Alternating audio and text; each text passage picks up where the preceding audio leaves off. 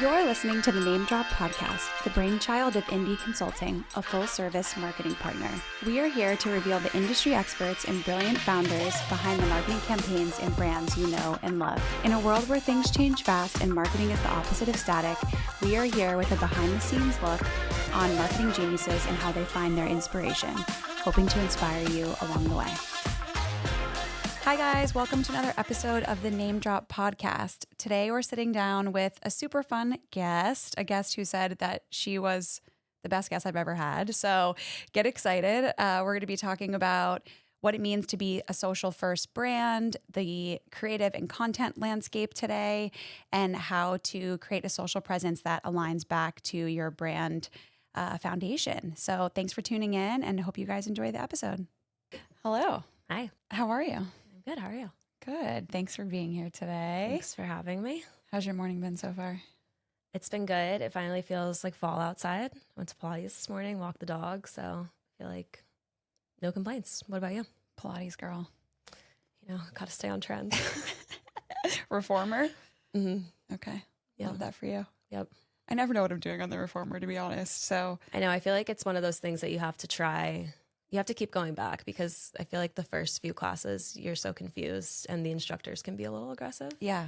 And then you're like panicked and it can deter a lot of people. But now I think I'm like in a good groove. So Yeah, that's why I haven't been back. I feel like I got yelled at and then I just was too scared. I've just never understood that either about workout classes. Like why you're never going to get more people to come back if you keep scolding them. Agree. You know? And it's complicated. It's not a welcoming environment. No, I agree. Yeah, I couldn't handle it. So no more Pilates for me. Maybe one day. Awesome. Well, talk about what you're thinking about professionally right now. I'm thinking about a lot. In the past month or so, I've been moving into a new role at my job. And this role previously didn't exist in this capacity and is also coming along with some service offering evolutions. So the past 2 months or so have really been a lot of learning and growing and networking, having different conversations with people to kind of help inform how best we can present ourselves in this new way.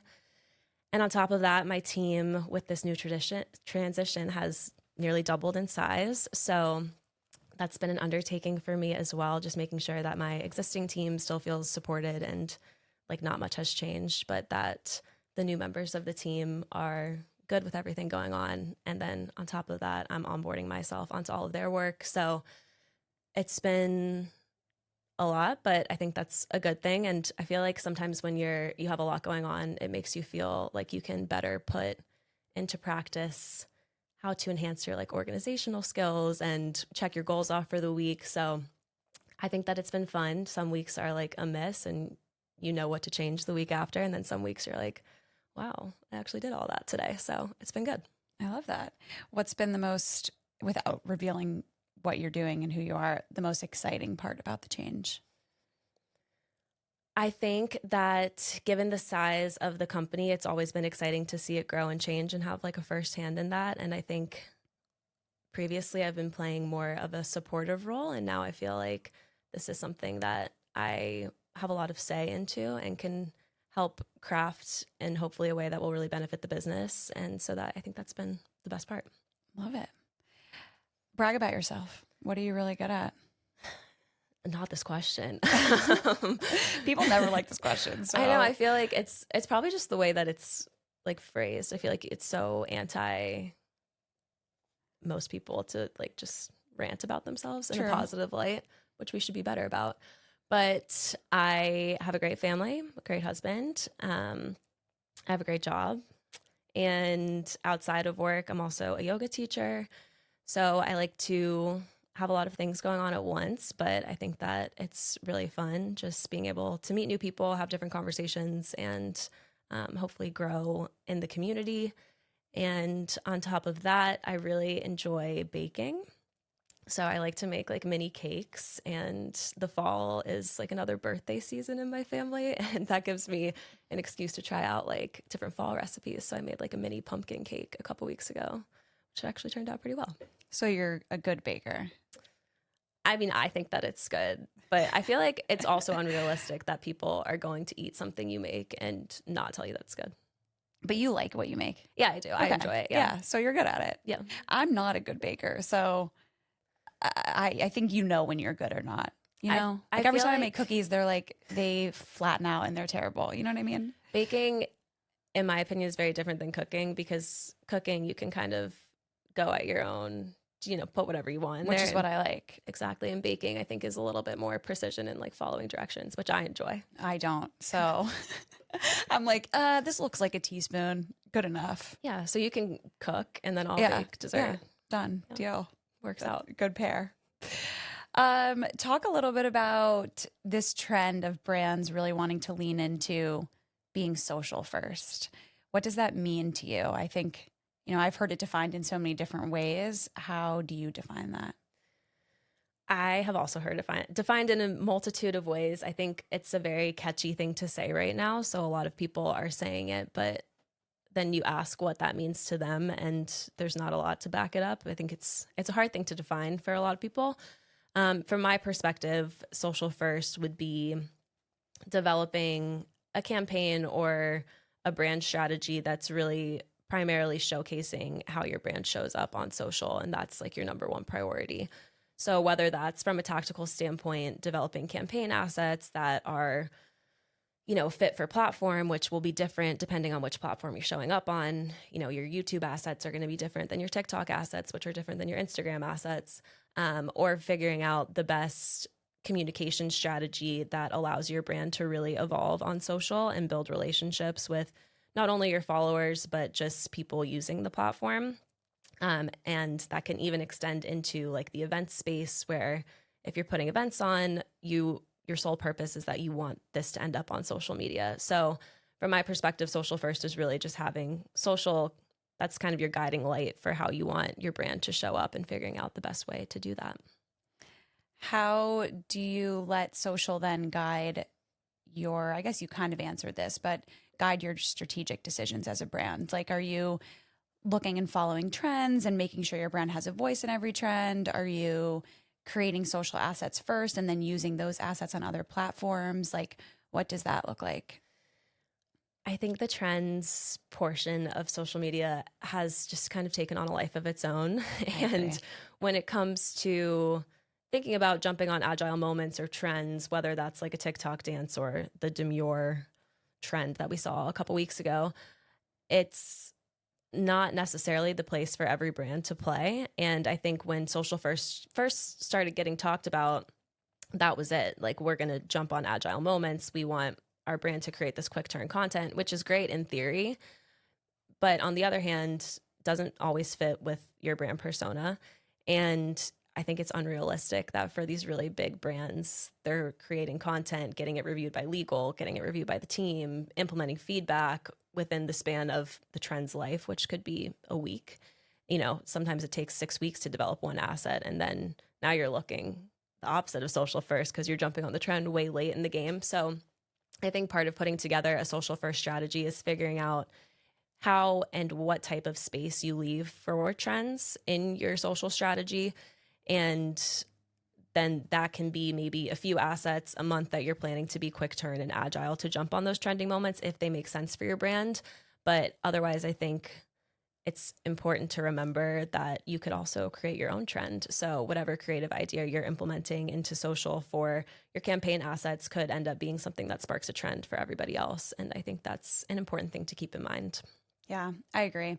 I mean, brands have been doing this for a long time, but jumping on every potential moment, whether it be a TikTok trend or a cultural event, and assuming that makes sense for your brand is just, it's got to stop.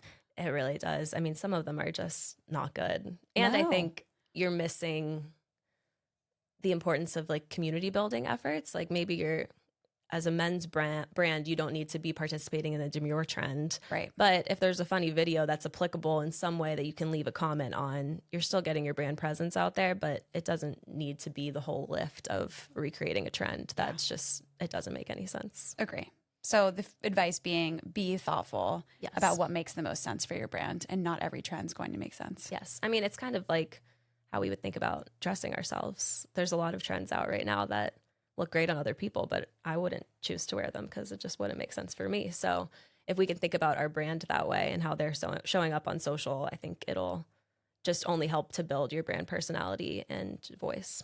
Yeah, agree. Like drop waist. So I don't hate the drop waist. Ugh, no, I can't. I couldn't. I would look terrible in it. Like, you know how you're seeing the suits, like the suit where it's like a strapless top and then with the buttons and then it's a drop waist and then people are wearing like skirts or pants with it. That would look terrible on me. Oh, see, I kind of like it. I've tried to envision it for myself and I just can't. I can't do it. That's how I feel. I've heard that like peplum tops are coming back. Oh God. And that's maybe just because I have PTSD from like the Gossip Girl era, but I'm like, I couldn't do that again. That's not. I mean, that's not a good look for a lot of people. Let's be honest. No, it's tough. Unless you have like a miniature waist. Even then, You have to be like just a mini person, I think. Yeah. Otherwise, the fabric just a tall girl in a peplum, too much. terrible. Just no one needs that. What's your point of view on just the sheer volume of assets and content needed today? I think every time we think that we've reached max capacity in terms of content needed, another platform or channel either comes to the table or evolves, and we suddenly need even more options than ever before. I think that it's good to continually make content, but I think it's also important to keep in mind how your content can work smarter and not necessarily having to make your team work harder. So having raw clips of whatever assets you're creating, and that way you can repurpose them for different platforms. I think where content volume to me is most important is when it comes to creating like influencer content versus organic specific content versus paid content, because you know the KPIs you're tracking on all of those are going to look a little bit different, and what your call to action is looks different on all of them. So for our organic assets, you're really trying to build your community and your brand personality and maybe jump on trends, and that's not necessarily going to be driving home, hey, go to the store and buy my product, but is hopefully increasing your brand loyalty and your engagement. Whereas paid assets, you're going to want people to go at the end of the day, convert and purchase. And influencer assets play a different role. So I think when it comes to volume, that's having the appropriate amount of each of those types of content, I think is more important than, you know, we need 17 pieces of agile content this month, all to power organic, along with all of the evergreen assets that we're making for this campaign. Like that, you can use your content in different ways to make it work how you want it to, but just prioritizing in which kind of bucket they show up in. Yeah. I think you make a good point, though, that there's this idea around modular creative, or taking one asset and then using it across a variety of different places. And I don't think that's right. I think that you need a good base creative and B-roll footage and well-produced, just foundational files to work off of. And then you have to then edit and recreate those assets into content for platform, fit for platform. And I feel like a lot of times people just think, oh, if I make one 15-second video, I'm just going to put that everywhere. And that's what it means to have, like, to sweat your assets, quote unquote. Mm-hmm. And I would disagree with that. I think it's more about capturing good foundational footage, visuals that then you can stitch together in a variety of different ways. I agree. And I think that the platforms are getting smarter too. So, I mean, we've seen with some of our content, if we post it on Instagram and then take the exact same video and post it on TikTok, like TikTok knows nothing's changed and it's already been seen on Instagram. So then it doesn't perform well on TikTok. Like it'll get literally 0 views. So even having, maybe you're clipping the video the same way, but you're changing the text overlays to make it more native to TikTok, or you're adding those auto-generated captions on TikTok, will change how your asset is appearing and make it look more native to TikTok, which will only help you. But it's also providing some variety and hopefully outsmarting the platforms. Yeah, agree. What relationship has been most impactful on you? Professionally, I'm fortunate enough to have a lot of people have made positive impacts on my professional career. I would probably say my dad is someone that comes to mind because he was in business all while I was growing up. And he, although sometimes it's advice that I don't want to hear, always provides advice that if I end up taking it, usually ends in a good result. And I think he's always he does a good job of like keeping business in mind, as far as, you know, this isn't all about me, but it's about the business, and how when I left my first job, I was terrified. And he was like, listen, you're not going to want to hear this, but they're going to find someone to replace you, and it's not that big of a deal. So you don't need to be freaking out to go quit right now, which in hindsight is good advice, because I was, 24. They didn't care. Right. You're relatively replaceable at that point in time. So I think it's always just been a good guiding voice, and he's always also supported me regardless of what I've decided to do. And I think sometimes as a woman in the workplace, you feel like you have to show up differently. And I think he's always been a good voice of reason that you can do anything anybody else can do in the work world. I love that. Awesome. So tell us who you are. My name is Kat Baker, and I am a client strategy director for our creative services at Indie Consulting. I'm also Molly's sister. Exciting. Shocker. I'm sure you can tell by our voices that are the same. Love it. Tell us about what an average day looks like for you. We've been interviewing a lot this week, so I've had to answer this question a lot. And I feel like no day looks the same. So I like that a lot about work. I think that it keeps things interesting. You're always on your toes. We have a lot of calls with our clients regularly. We have a lot of internal calls regularly, networking. So everything's different. But I think I was saying to someone yesterday, on one hand, you could be talking about men's soap for 30 minutes, and then in the next hour, you're doing a photo shoot at like a flag facility. So it's opened my eyes to a lot of different businesses, which I think is really cool to learn about. So a lot of variety. Yes. How much time do you feel like you spend talking versus doing? More now than I used to. Talking? Yes. Yeah. I feel like I talk all day. I feel like that. I'm like, is anyone tired of my voice? Because I'm tired of my voice. I know. And I'm incapable of like just the silence when I get on a call. Like sometimes people are just on mute until people start talking about work. And I'm like, nope, can't do that. So now I'm like bringing up the Real Housewives and, the wedding that I'm in next weekend, and everyone's probably like, we don't care, but no, you have to do that though. Yeah. I think it helps with the client relationships. I agree. It provides a little bit of humanity. They don't want to talk about soap all the time either. No. Yeah. No. What's the best part and the worst part of your current role? Be honest. I think the best part is the people that we get to work with every day. I really enjoy the clients that we have. I think it's fun to see all of their different personalities and get to know them better as people, and not just, people who work on soap. And the people on our team are great. And it's always, I feel like they teach me something new every day, which is a positive experience. The worst part is probably, I couldn't choose a worst. Oh, you can. Every job has a worst part.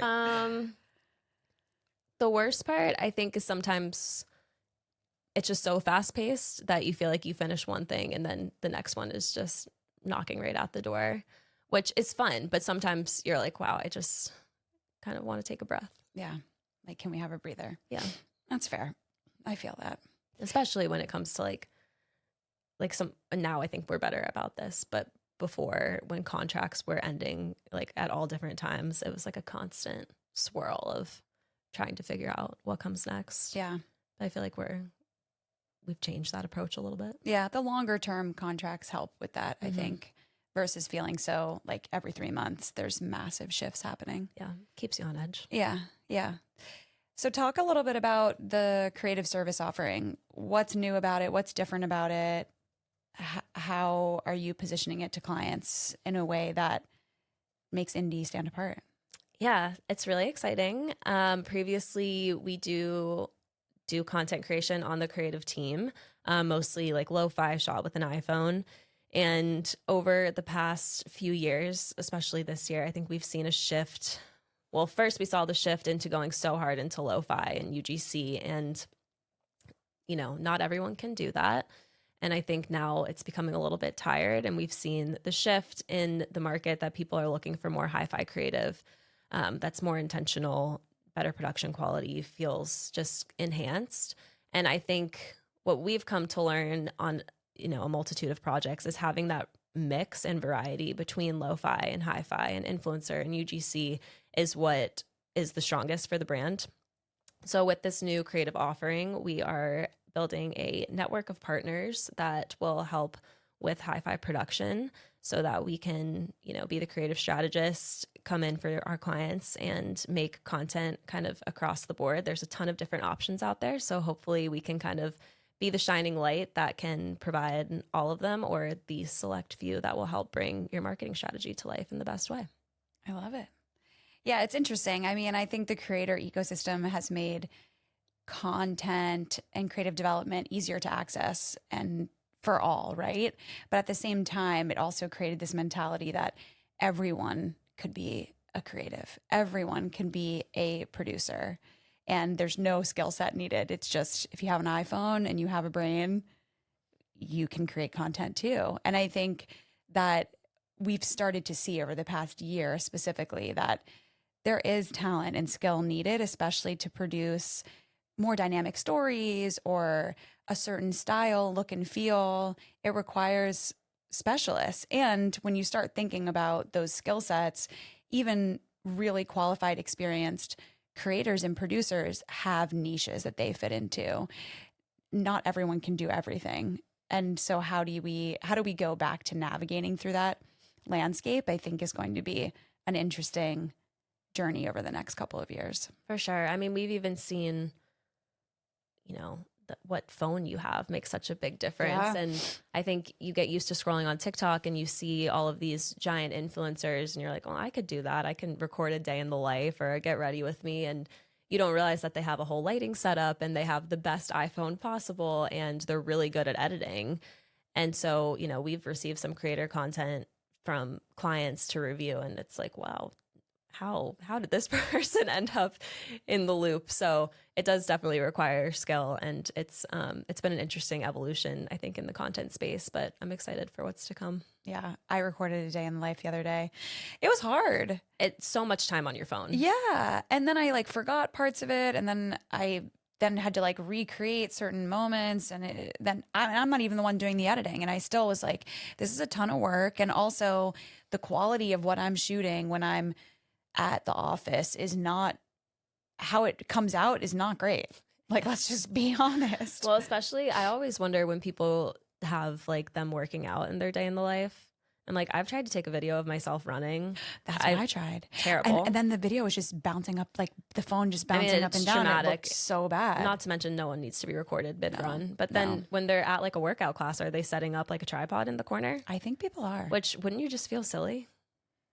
Hey, there's a lot of no shame. That's true. But I take my worst part of the job, I take back. I would probably say how much time you have to spend on your phone, I think, to constantly keep up with the amount of content that's being pumped out is sometimes it just feels like a lot. Yeah. At 21, did you ever think you'd be doing what you're doing now? Well, it's an interesting question since we're related. No, I knew that I wanted to go into marketing. And what that looked like, I wasn't really sure. But in transparency, I picked marketing because I was like, business, perfect. Don't have to deal with numbers, perfect. I was wrong because there is a lot of numbers and analytics that are, a part of marketing every day. But when I was 21, our dad was really pushing for me to work for you. And I was like, no, I think I'm good. So I didn't know that I would end up here, but now I wouldn't change it for anything. I feel like it's been such an incredible learning opportunity, both in a professional space and in how I manage relationships. So I think it's been great. Good. Tell people what they really want to know. What's it like working with your sister? It's great. That's the only answer she can give. No, I think when we first started working together, I was a contractor for a year. So I did some freelance content creation. And I always tell people that was, I think, a good test run for us to figure out if we could make it work or not. And it worked out well enough that I came on full time. I always think now, being as old as I am, how you dealt with me as an early 20-something. Thank you for acknowledging Yeah, this. it was an act of love. Yeah, it was an act of love and patience. Because it's not easy to onboard someone who's new in their career anyway. No. Let alone someone you're related to. So I respect you for that. Thank you. Yeah. People ask me all the time. They're like, how do you work with your sister? What is that like? there's always this like, it's like they're looking for secret drama or something. There isn't really any secret drama. No, and I mean, think occasionally a conversation will get more heated than it would with a normal employee, but then we also fix it faster too. agreed. I mean, I think that it's benefited our sister relationship because we have very open communication. Yeah. But I think one of my most important learnings is just to keep the noise out, and the comments about like being sisters for you, probably it's like everyone's like, oh God, she gave her sister a job. But for me, sometimes it's like, oh, well, I'm not just here, hopefully, because you're my sister. So I'm just like, oh yeah, it's great. We're having a great time. Yeah, no, that's basically what I say too. Yeah. But we did, when we decided to do this, when you decided to come on full time, have a whole conversation about like how we were going to deal with conflict, what was the priority, was it work or our relationship as sisters? And I think having those conversations and setting the standard up front is important whenever you're working with anybody that's close to you, whether it's a friend or a family member. Like, I think you have to be super real about how you want this to look. I agree. And I think at the end of the day, obviously our sister relationship is more important than our working relationship. What? No, I'm just kidding. So that is, the priority first and foremost. But I mean, I'm a pretty direct and open person for the most part with how I'm feeling about things. So I think this has been honestly a huge learning for me. And I think it's helped me grow a lot. And sometimes what I'm thinking, like, I would never just blurt out to you now as my boss, as opposed to if you were my sister. Yeah. Yeah. So it's fair. Yeah. I think it's good. Yeah. I have fun. Yeah, I enjoy it. Yeah. I just do want everyone to know that our dad did interrupt this podcast episode. So we are in North Carolina recording, which is not what we usually do. And he just busted in here looking for car keys. So, I couldn't have scripted it better, honestly. No, and this is why you don't work with family. Exactly. Oh my gosh. All right. So I guess last question related to creative, social. How do you ensure and partner with clients that their social media approach is aligned with their broader brand strategy? We have a great team at Indie that does both. So I think having someone from our strategy team, we like to have them on projects with us to make sure that we are aligning back to the overarching strategy. I think from a creative perspective, that's, a foundational element of putting creative into place is having a strategy to back it up and to know that the insights that you've built into the strategy are going to allow your creative to flourish. So I think keeping that in mind, and at the end of the day, whatever piece of content you're creating, you always want it to represent your brand in the best way possible. So having that as a core foundational element for everything you're doing, I think only helps in the long run. Agree. Making sure they're connected. Yes. Awesome.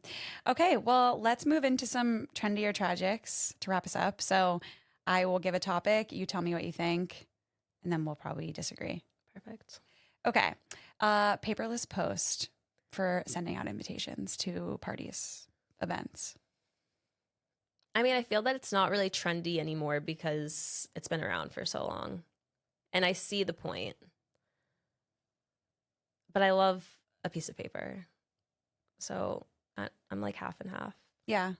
I think it's a scenario-based situation.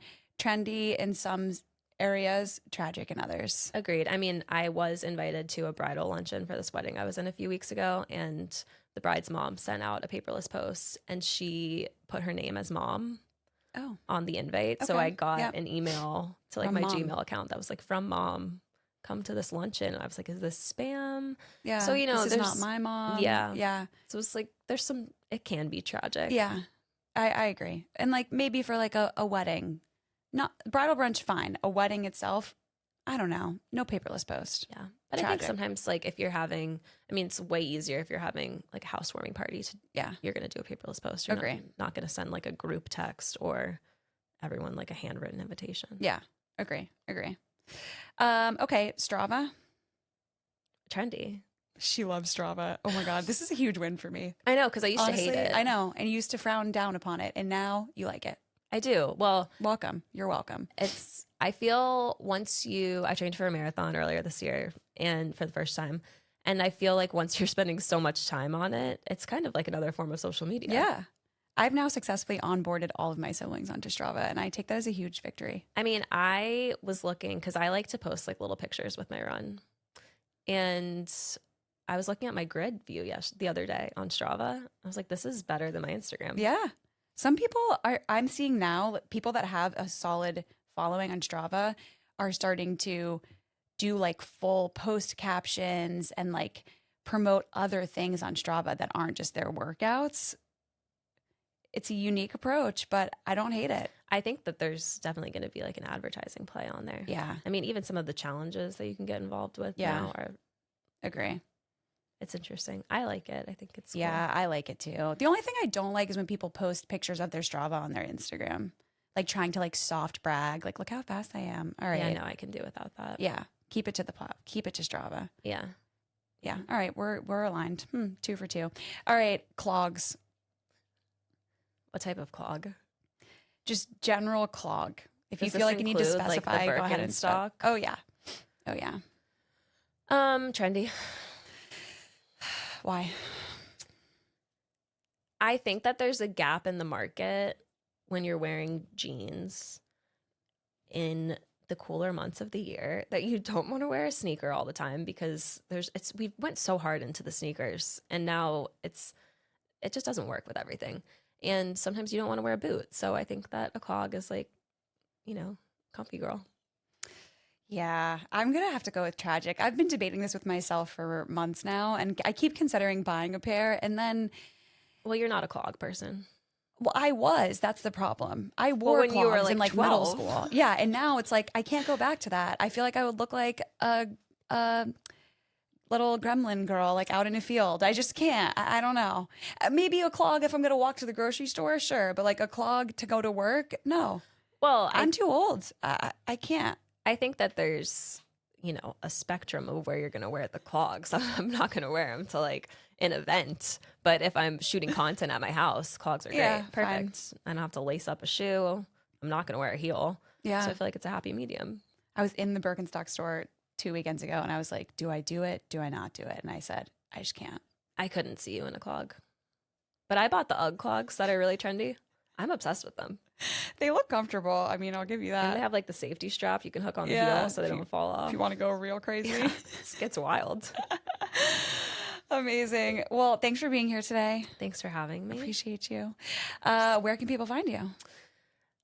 I am on Instagram at Kat Bakes, and my email is kat@indie-consulting.com.